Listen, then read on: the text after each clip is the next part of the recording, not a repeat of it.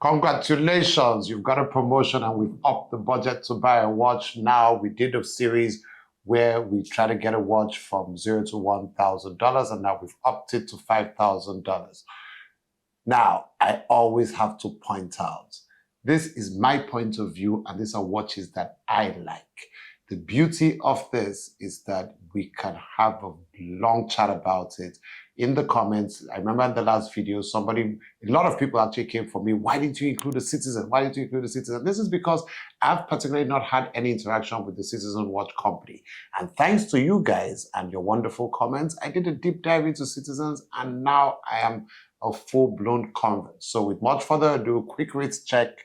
I'm wearing my Tudor Black Bay 58, and it fits right into this topic of conversation. It's One Talk with Francis. I'm Francis, and let's get into it.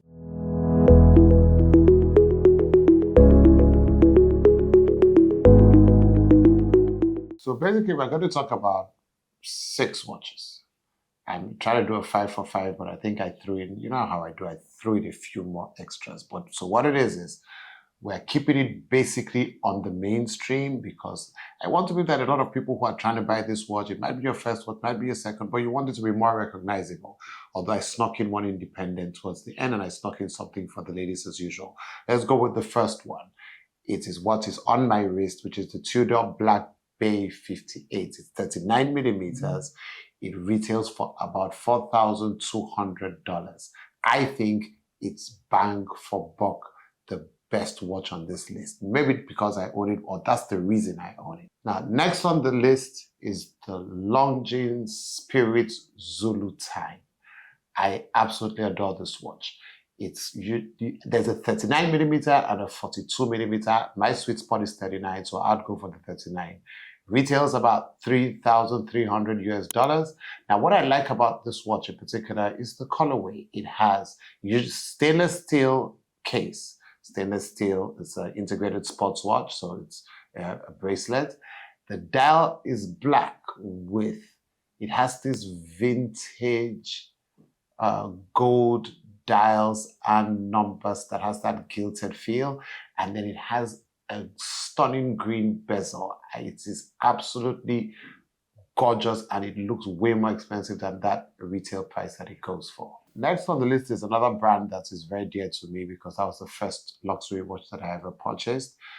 This is the Panerai Luminor base logo, PAM 01623.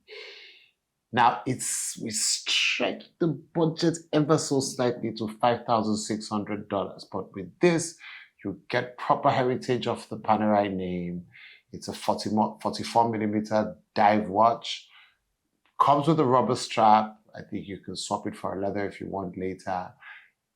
Listen, Panerai is a watch that commands presence. If you walk into any room wearing a Panerai, everybody kind of knows, well, let me say every enthusiast kind of knows that you know what you're doing. I know there's this whole thing about the brand. It was cooler back in the early to mid 2000s when we bought it.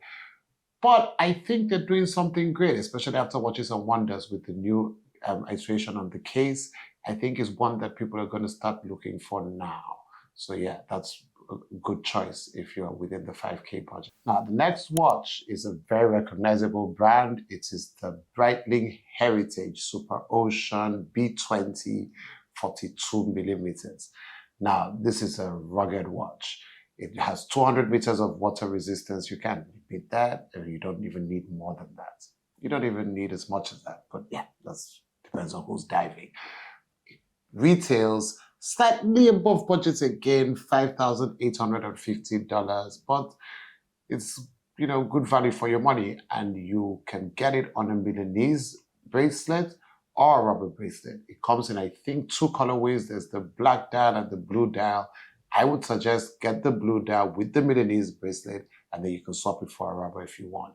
Kind of elevates the style. Next on the list might be everybody's favorite, especially the ladies, and I did you guys one here. It is the Cartier Tank, and I've tried to highlight 2 editions. One is larger in a 41 millimeter by 31 millimeter case size, automatic movement with a leather strap. That will probably suit the gents a bit more. It comes at exactly $5,000. And then we have the smaller size that is a 38 millimeter by 25, retails at $3,825. It's a quartz movement and it comes with the bracelet. Now, ladies, this is the best part. Buy it with the bracelet, and then you can always buy numerous colors from Cartier, leather straps to swap, and then you have multiple watches in one. Yeah, you can thank me later. It's fine. Now, you guys know me. I have to sneak in something, a quick bonus for everybody. Now, you'd see what I've generally done with this list is kept it mainstream, recognizable brands.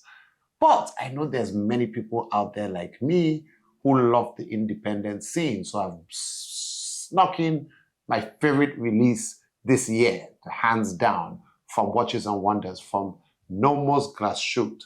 It is the Club Worldtimer 40 millimeter. Absolutely stunning. It was my best release from Watches and Wonders.